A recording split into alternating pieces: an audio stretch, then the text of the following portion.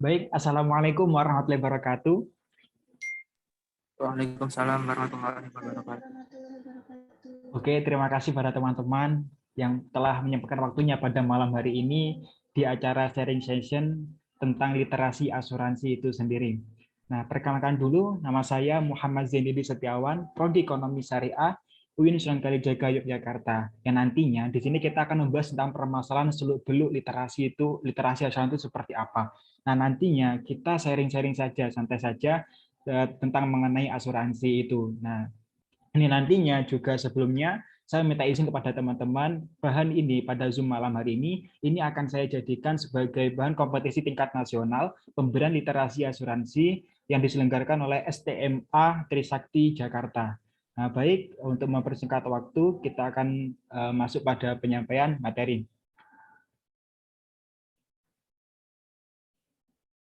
Nah, baik, yang pertama yang perlu kita ketahui di sini STMA Trisakti menggunakan tema bahwasanya membangun generasi yang sadar dan cerdas dalam berasuransi. Kenapa demikian? Karena dengan dilatar belakangi bahwasanya tingkat literasi setiap manusia yang ada di Indonesia masih terlalu minim ataupun masih terlalu rendah. Maka dari itu, disinilah dengan mewujudkan tingkat literasi supaya tetap meningkat pada kedepannya, maka STMA Trisakti mengadakan kompetisi pemberian literasi tentang asuransi supaya nantinya para target yang kita tuju mendapatkan literasi yang seutuhnya tentang asuransi itu sendiri. Yang perlu teman-teman ketahui sendiri bahwasanya literasi bukanlah hanyalah suatu bacaan ataupun tulisan yang kita pahami, tetapi banyak hal mengenai suatu hal tersebut tentang sekarang sudah modern ataupun digital, banyak video-video yang kita tonton. Nah, itu sebuah edukasi literasi yang kita terima pula. Nah, dengan demikian maka latar belakang yang latar belakangnya adanya permasalahan sekarang ini bahwasanya literasi di Indonesia masih terlalu minim, apalagi di kalangan masyarakat bawah. Nah, dengan demikianlah kami selaku peserta dari kompetisi pemberian literasi ingin menyampaikan ataupun sharing terhadap literasi asuransi itu sendiri. Baik, di sini menunjukkan bahwasanya indeks inklusi keuangan di Indonesia pada tahun 2021 mencapai 83,6. Di sini menunjukkan bahwasanya angka yang cukup besar pada inklusi keuangan itu sendiri.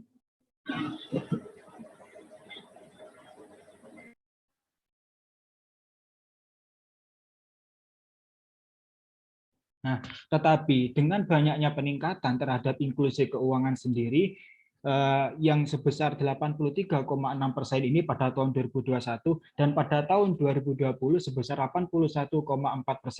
Beberapa indikator utama yang mendukung pencapaian ini meliputi peningkatan akses keuangan, akselerasi penggunaan jasa keuangan formal, dan semakin membaiknya kualitas jasa keuangan.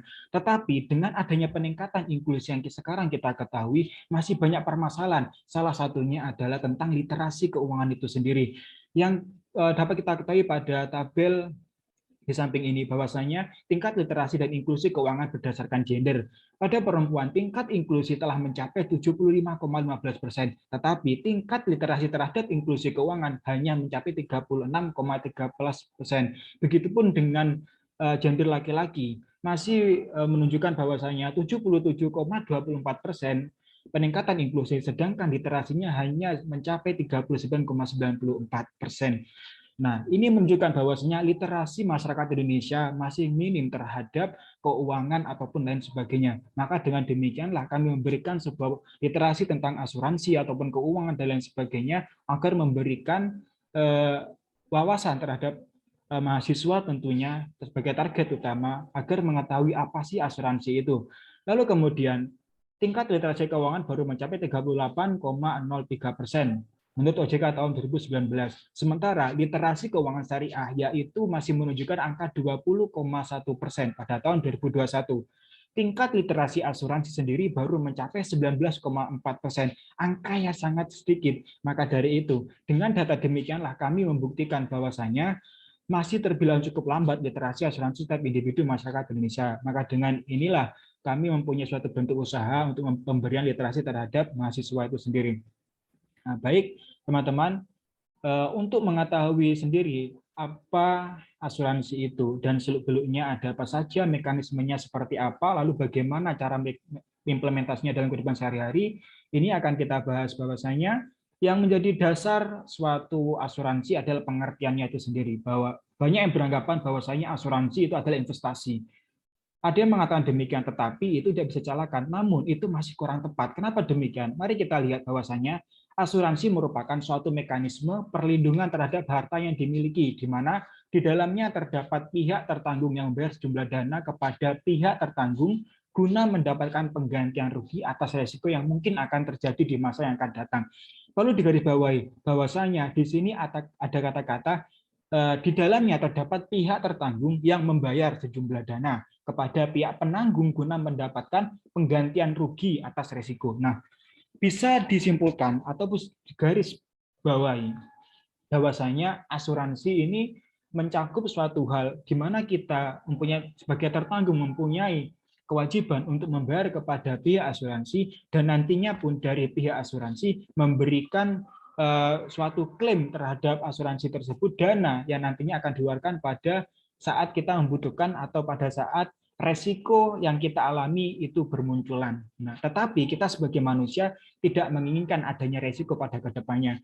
Tetapi dengan demikian pula lah, kita harus mempunyai suatu persiapan terhadap diri kita sendiri agar nantinya apa yang kita capai ke depannya ataupun yang tertimpa pada kita sebuah resiko ataupun kerugian dapat diminimalisir ataupun dapat tertangani. Nah, baik teman-teman, kita harus mengetahui bahwasanya sejarah perasuransian di Indonesia ini seperti apa sih? Kenapa kok asuransi masuk ke Indonesia, lalu dibawa oleh siapa dan diciptakan oleh siapa? Nah, asuransi sendiri masuk di Indonesia pada waktu penjajahan dan negara jajahan Belanda. Pada waktu itu negara kita disebut Nederland Indie. Adanya asuransi di negeri kita ini akibat dari berhasilnya bangsa Belanda dalam sektor perkebunan dan perdagangan di negeri jajahannya. Sehingga untuk memenuhi kebutuhan akan jaminan kehilangan usahanya. Nah, yang perlu diketahui bahwasanya ketika masyarakat Indonesia mempunyai suatu kebutuhan dan akan jaminan kehilangan usahanya, maka dari itulah adanya asuransi mutlak diperlukan oleh setiap individu masyarakat. Diperkirakan masuknya asuransi ke Indonesia adalah sesaat setelah berdirinya sebuah perusahaan asuransi di Belanda yang bernama The Nederlanden Van pada tahun 1845. Di Indonesia sendiri oleh orang Belanda didirikan sebuah perusahaan asuransi jiwa dengan nama Nederland Indisch Leven Verzekering en Levente Maatschappij. Nah, ini adalah sebuah asuransi jiwa yang diciptakan oleh jajahan yaitu adalah Belanda dan didirikannya asuransi untuk memenuhi kebutuhan akan jaminan kehilangan usahanya. Pada zaman jajahan, masyarakat Indonesia kehilangan akan beberapa usahanya seperti perkebunan, perdagangan, dan lain sebagainya. Bahkan rempah-rempah pun habis disita oleh penjajah Belanda. Maka dari itu penjajah Belanda pun juga menciptakan asuransi demikian untuk nantinya menanggulangi permasalahan bangsa Indonesia yang ada. Tetapi namanya penjajah di sini adalah untuk mendapatkan keuntungan yang sebesar-besarnya dari negara jajahannya. Nah, dengan demikianlah maka terbentuknya suatu perusahaan asuransi di negara Indonesia. Nah, yakni dengan bisa disebut dengan NILMIT. Itulah sejarah tentang perasuransian di Indonesia. Namun, asuransi yang kita ketahui sampai sekarang ini itu ada beberapa macam. Dan beberapa macam itu juga mempunyai sejarah, bahkan sejarah dunia. Nah, perlu kita ketahui bahwasanya yang pertama, ada sejarah asuransi kebakaran, atau bisa disebut dengan fire insurance. Nah, seperti yang kita kenal sekarang, baru muncul pada tahun 1680. Nah, ternyata asuransi kebakaran yang sekarang sudah kita ketahui bahwasanya itu sudah ada sejak tahun 1680 setelah terjadinya kebakaran besar yang melanda kota London pada tahun 1666 atau pada waktu itu insidennya dijuluki dengan The Great Fire of London. Nah, dengan demikian itulah bahwasanya masih diperlukannya bantuan dari kota London bahwa ada insiden kebakaran. Dengan demikian maka dibentuklah sebuah asuransi untuk meminimalisir resiko ataupun kerugian yang terjadi pada saat itu. Nah, lalu kemudian ada sejarah yang kedua, yakni tentang sejarah asuransi kecelakaan diri atau disebut dengan personal accident insurance. Pada waktu itu perkembangan asuransi kecelakaan diri adalah sehubungan dengan banyaknya kecelakaan yang dialami setelah adanya kemajuan teknik dan industri pada abad 19. Nah, pada abad 19 ada kemajuan teknik dan industri.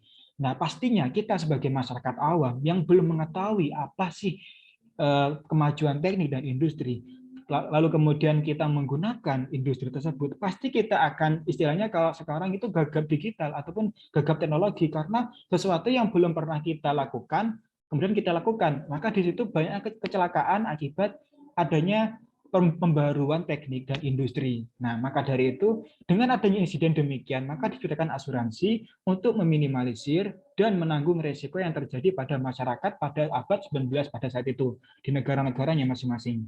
Lalu kemudian yang terakhir ada sejarah asuransi kendaraan bermotor. Nah, kalau tidak salah pada tahun 1894, itu awal mula adanya kendaraan bermotor. Dan pada awal mula adanya kendaraan bermotor, itu masih banyaknya masyarakat yang masih belum mengetahui bagaimana cara menggunakannya. Lalu tetapi diberlakukannya lokomotif on high was pada tahun 1896 memungkinkan pengangkutan dengan kendaraan bermotor berkembang. Nah, di sini teman-teman, bahwasanya ketika 2 tahun sebelum adanya lokomotif on highways itu sudah terciptanya kendaraan bermotor. Nah, dengan adanya kendaraan bermotor, maka aktivitas manusia semakin cepat, yakni tentang perdagangan ataupun lain sebagainya. Lalu kemudian, untuk mengantisipasi adanya risiko yang semakin besar, karena di sini masih belum banyak yang bisa menggunakan teknik mesin ataupun kendaraan bermotor, maka Law Accident Insurance Society mengembangkan ataupun menciptakan asuransi kendaraan bermotor yang nantinya ini akan mencegah ataupun meminimalisir dan menggunakan suatu cara asuransi agar nantinya tidak terlalu banyak orang yang mengalami resiko dan yang dapat ditanggung oleh pihak asuransi itu sendiri. Sebenarnya masih ada teman-teman tentang sejarah asuransi dunia ini. Namun di sini karena keterbatasan waktu kita ambil 3 saja sebagai contoh. Nantinya terhadap unsur-unsur dan klasifikasi akan kita bahas pada selanjutnya. Nah, ini adalah mengenai tentang unsur-unsur dalam asuransi. Teman-teman pun harus sangat mengetahui tentang unsur-unsur apa saja yang ada di dalam asuransi, bagaimana cara kita berasuransi, lalu bagaimana cara kita mencairkan dana. Nah, ini ada beberapa istilah-istilah dalam asuransi. Yang pertama, ini ada premi. Premi ini bisa dikatakan adalah sebuah tanggungan kita.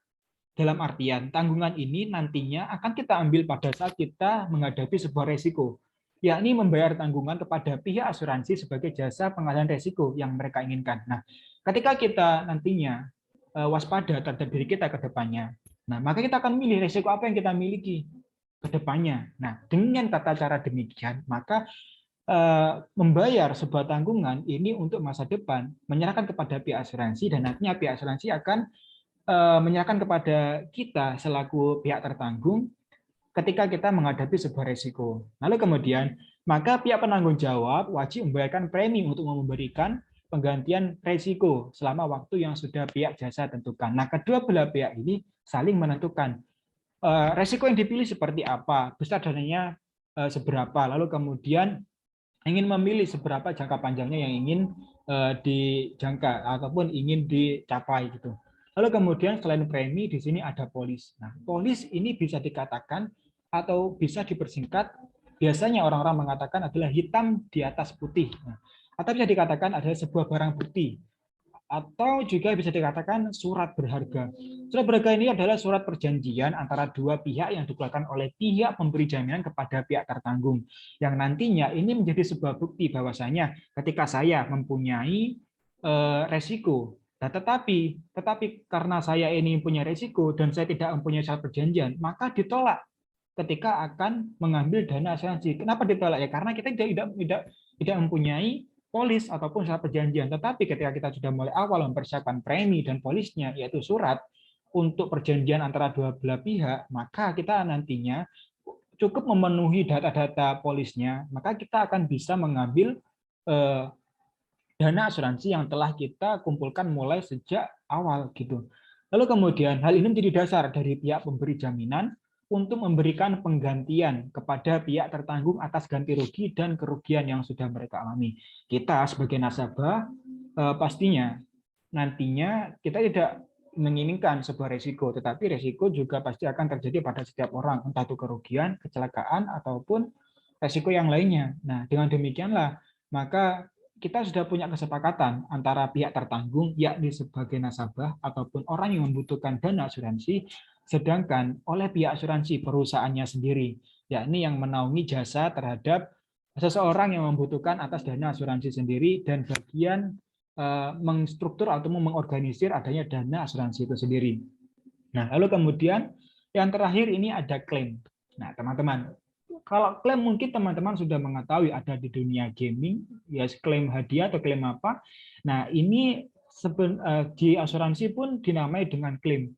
Klaim adalah tuntutan yang diajukan oleh pemegang polis kepada perusahaan asuransi selaku penanggung asuransi. Nah, kita selaku pemegang polis, pemegang polis seperti yang saya jelaskan tadi pada awal tadi bahwasanya polis ini adalah surat perjanjian, maka kita harus pemegang polis kepada perusahaan asuransi.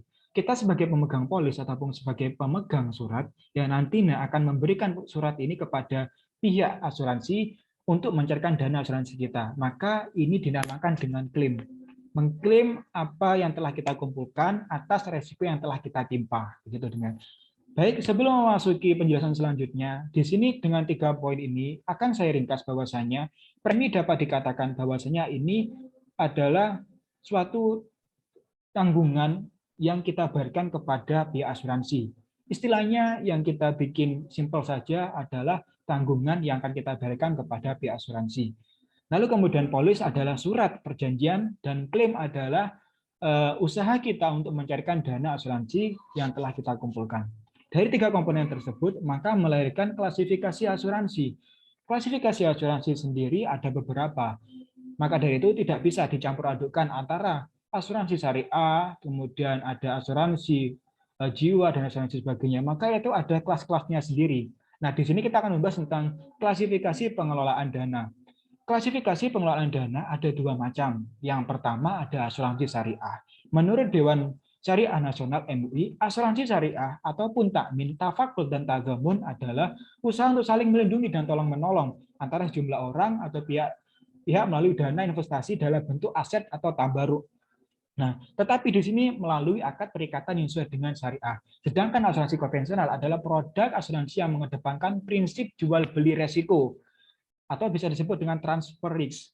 Nah, di mana premi yang dibayarkan tertanggung bertujuan untuk mengalihkan resiko ekonomis ke perusahaan asuransi. Nah, perlu diketahui teman-teman bahwasanya yang dapat membedakan antara kedua asuransi ini adalah yang pertama, ini berdasarkan syariah agama Islam. Kita mengetahui bahwasanya di Indonesia mayoritas umat muslim, maka dari itu kebanyakan kita menggunakan prinsip-prinsip syariah. Nah, dengan demikianlah maka syariah ini prinsipnya adalah saling tolong-menolong, saling melindungi. Lalu yang membedakan apa antara asuransi konvensional dan asuransi syariah? Nah, ketika asuransi syariah yang paling urgensi adalah dengan prinsip syariahnya. Akad kita yang membedakan adalah akad kita dengan akadnya asuransi konvensional. Kenapa demikian? Karena akad syariah menggunakan hukum-hukum syariah seperti mudhorobah, kemudian ada tafakkur dan tadzamun, dan yang sekarang mulai gencar-gencarnya sekarang diimplementasikan yaitu seperti musyarakah dan lain sebagainya. Nah, itu yang membedakan. Sedangkan asuransi konvensional ini hanya dua belah pihak. Saya mempunyai dana, ya saya berikan kepada perusahaan, dan perusahaan membeli apa yang saya punya, ya ini berupa asuransi tadi. Nah, demikianlah nantinya kita akan mengambil uang ataupun dana ataupun harta yang kita simpan ke pihak asuransi. Tapi beda. Contohnya agar mudah dipahami. Di sini ketika asuransi syariah lebih mengedepankan bahwasanya saling tolong-menolong. Ada 3 komponen. Yang pertama, contohnya saya adalah pihak A, ada pihak asuransi dan ada pihak B. Si pihak A ini membutuhkan dana karena tertimpa resiko atau tertimpa kerugian. Sedangkan dia masih belum mempunyai dana yang cukup. Nah, lalu demikian bagaimana caranya? Ada pihak penolong. Pihak penolongnya adalah dari pihak B yang sudah mempunyai saham ataupun sudah menjadi investor pada pihak asuransi. Nah, nantinya pihak asuransi ini akan memberikan dananya kepada kita yang memberikan resiko. Nantinya kita akan mulai memberikan dananya berangsur-angsur demikian. Maka ini sikapnya tolong-menolong. Itulah yang membedakan yang paling urgent yang harus kita ketahui pada ditinjau dari pengelolaan dananya sendiri. Lalu kemudian ditinjau dari tujuan operasionalnya. Kalau dari tujuan operasionalnya ada dua juga, yaitu asuransi komersial dan asuransi sosial. Asuransi komersial ini sudah jelas bahwasanya komersial sendiri itu perdagangan ataupun perniagaan. Maka hal yang paling urgensi diciptakan dalam asuransi komersial adalah keuntungan. Nah, di sini dapat ketahui bahwasanya yang paling urgensi ini adalah keuntungan. Nah, bagi pemegang saham. Kenapa demikian? Karena seperti ini. Ketika saya sebagai pihak tertanggung, lalu kemudian ada pihak asuransi menawarkan jasa asuransinya, nah kita mau membeli apa enggak?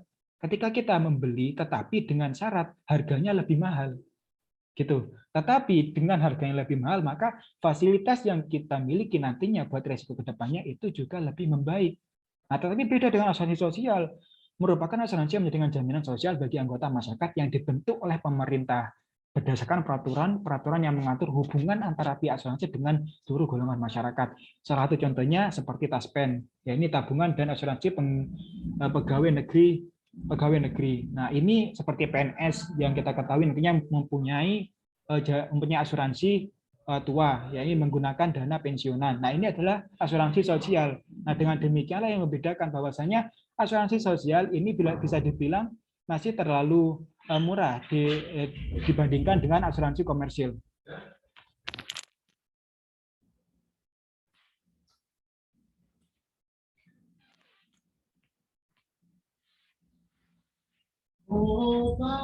Nah, maka dengan demikianlah kita sebagai mahasiswa harus mengetahui ada dua belah pihak yang bisa bedakan antara asuransi komersil dan asuransi sosial. Bahwasanya intinya pada asuransi komersil ini lebih elit ya kalau kita mengatakannya, karena dananya yang lumayan mahal disambung dengan fasilitasnya yang nantinya akan lebih terfasilitasi ataupun lebih istilahnya lebih mewah begitu kalau istilah kasarnya. Nah, dengan demikian maka dapat dibedakan antara asuransi komersil dan asuransi sosial.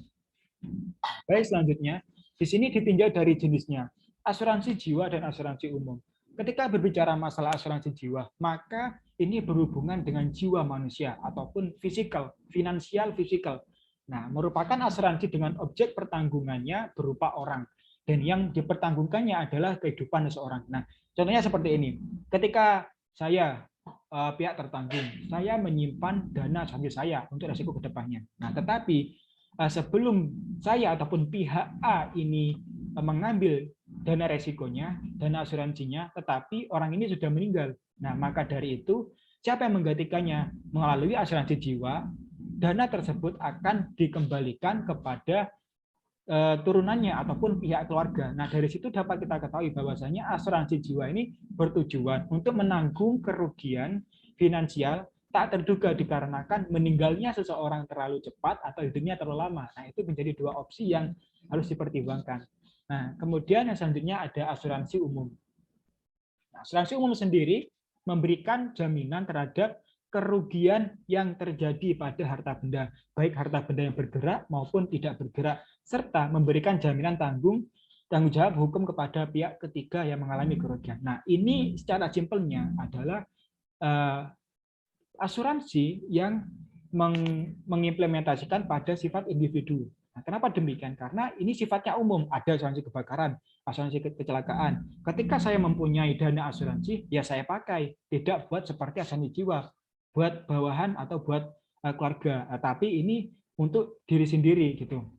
Nah, dengan catatan memberikan jaminan tanggung jawab hukum kepada pihak ketiga yang mengalami kerugian. Nah, pihak ketiga tersebutlah yang akan mendapatkan asuransi umum itu sendiri. Asuransi umum ada asuransi kebakaran, kecelakaan, ada asuransi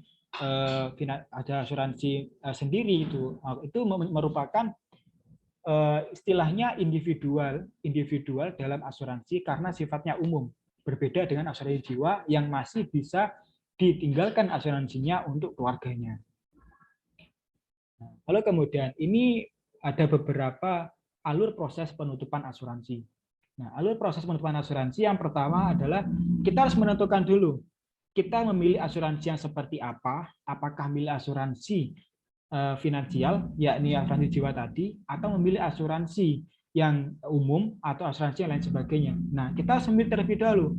Ketika sudah memilih, maka di langkah kedua kita harus mengetahui produk yang diinginkan. Setelah mengetahui produk yang diinginkan, maka kita mengisi surat yakni permohonan penutupan asuransi atau bisa disebut dengan SPPA. Nah, kita mengisi SPPA tersebut dengan data-data yang valid ataupun mengisi surat permohonan asuransi jiwa SPAJ. Nah, dengan demikian maka langkah ketiga, perusahaan asuransi meminta tertanggung untuk melengkapi dokumen-dokumen yang diperlukan dalam proses penutupan. Nah, dokumen-dokumen yang diperlukan seperti identitas dan dana seberapa itu nantinya akan diikuti pada langkah ketiga. Lalu kemudian langkah yang keempat, di sini perusahaan asuransi melakukan survei atau objek pertanggungan jika diperlukan dan buat laporan survei beberapa jenis. Nah, tetapi di sini dibedakan. Yang tidak disurvei ini hanyalah kecelakaan diri dan asuransi perjalanan. Nah, selain asuransi dari demikian, maka melewati tahapan survei terlebih dahulu. Nah, ketika sudah melalui tahapan survei, dilihat bagaimana urgensinya dari risiko tersebut, maka dari langkah kelima ini antara ditolak atau tidak. Ketika diterima, maka penutupan itu perubahan asuransi tertukar polis kemudian mengarahkan ke tertanggung. Nah, ketika diterima, maka tertanggung pun akan mendapatkan klaim akan disetujui terhadap penutupan asuransi. Tetapi kalau dari kolom B tidak sesuai dengan data survei, maka tidak akan disetujui dari pihak asuransi itu sendiri. Lalu kemudian yang keenam, yang keenam sendiri bahwasanya setelah tertanggung memahami isi polis, lakukan pembayaran. Nah, ini langkah-langkah pembayaran. Ketika sudah memahami semua isi dari polis, lalu melakukan pembayaran. Nah, kemudian yang ketiga, setelah premi dibayarkan, maka polis tersebut aktif. Nah, polis atau surat perjanjian tadi aktif.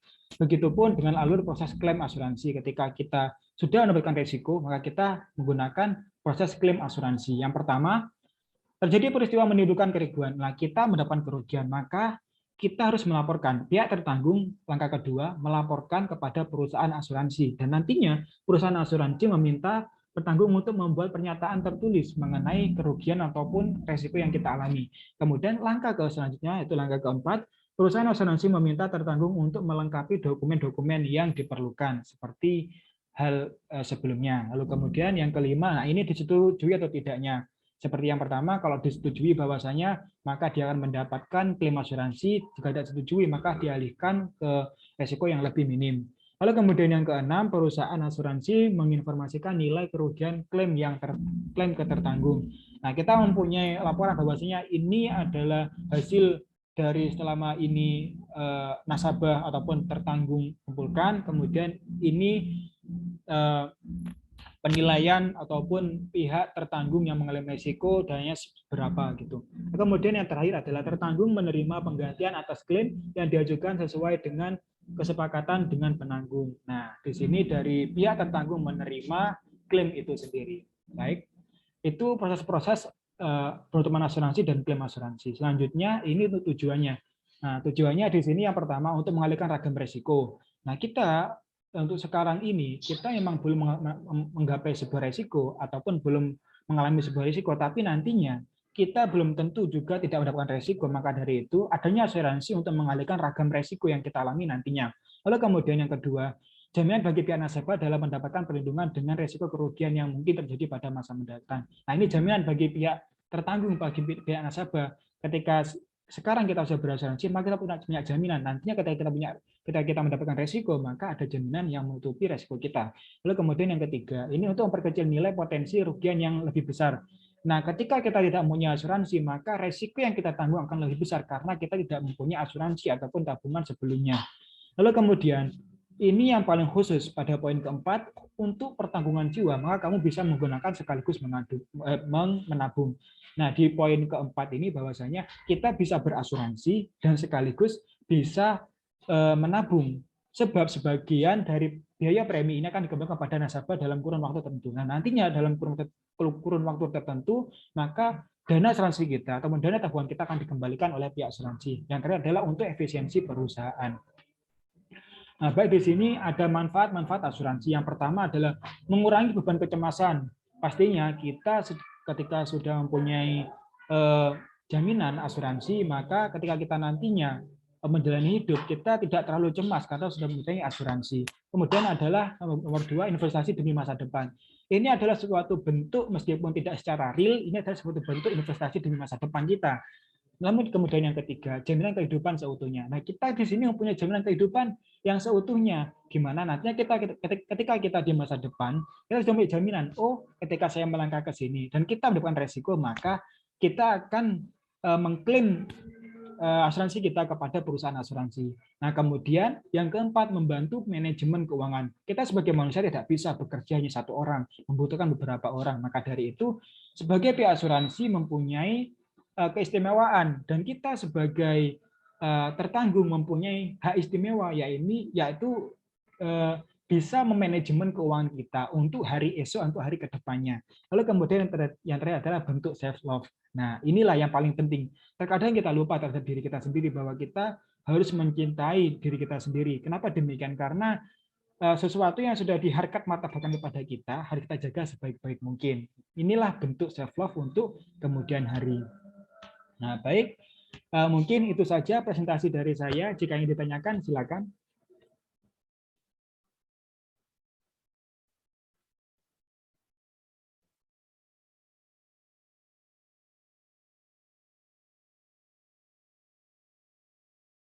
Insya Allah sudah cukup jelas.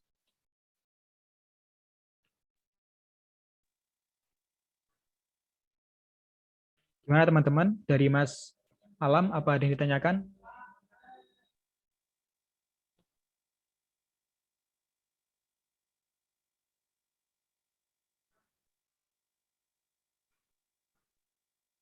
Halo, Mas Alam. Ada Mas Abu Jidan, salam kenal. Mas Dias.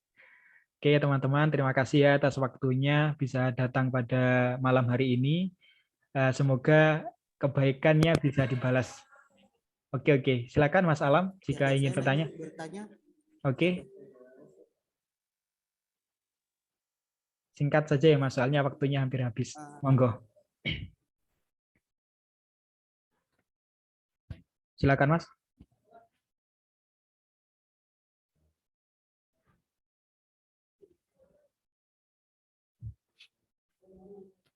Oke.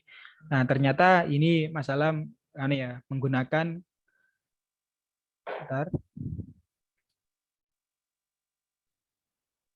Oke, terima kasih ya teman-teman. Ini saya dapat pertanyaan lewat chat dari Mas Alam dari chat bahwasanya ketika kita menghadapi suatu permasalahan perekonomian di Indonesia yang sekarang terjadi, ini krisis, disebutkan krisis ekonomi. Apakah dengan hukum syariah bisa menjadikan Indonesia ini tertutupi atas krisis tersebut? Oke, saya akan menjawab. Perlu diketahui teman-teman bahwasanya sekarang ini ada gerakan G20 nantinya pada tahun kalau tidak salah 2024. Nah, dengan demikian bahwa salah satu programnya ada SDGs, Sustainable Development Goals. Nah, program-program tersebut sesuai dengan rancangan pembangunan mulai dari awal, yakni syariah Islam itu sendiri, ekonomi syariah sendiri. Nah, dengan demikian maka sudah dipastikan bahwasanya ekonomi syariah ini dapat menjadi sebuah tolak ukur nantinya untuk perkembangan ekonomi. Kenapa demikian? Karena mempertimbangkan aspek-aspek terkecil seperti mudharabah, musyarakah, di mana kita saling tolong-menolong, bukan mementingkan sifat individualisme. Seperti yang saya terangkan bahwasanya ada asuransi syariah itu sendiri. Maka dari itu bisa jadi nantinya kita dengan ekonomi syariah membangkitkan perekonomian yang ada di Indonesia itu sendiri. Mungkin begitu, Mas Alam. Terima kasih atas pertanyaan yang telah dilontarkan di kolom chat WA ini ya. Terima kasih. Oke, saya cukupkan sekian. Terima kasih pada teman-teman yang telah menyempatkan waktunya. Dan saya izin kepada teman-teman untuk Zoom pada malam hari ini nantinya akan saya kumpulkan menjadi bahan kompetisi pembelian literasi asuransi. Mohon doanya dan mohon kelancarannya. Dan semoga teman-teman yang sedang di rumah ataupun yang sudah di kampus diberikan kesehatan dan kemudian dalam menjalani aktivitasnya. Mungkin cukupkan sekian dari saya, kurang lebihnya mohon maaf. Wabillahi taufiq wal hidayah. Wassalamualaikum warahmatullahi wabarakatuh. Waalaikumsalam warahmatullahi wabarakatuh. Terima kasih Bu ya Kak. Terima kasih teman-teman.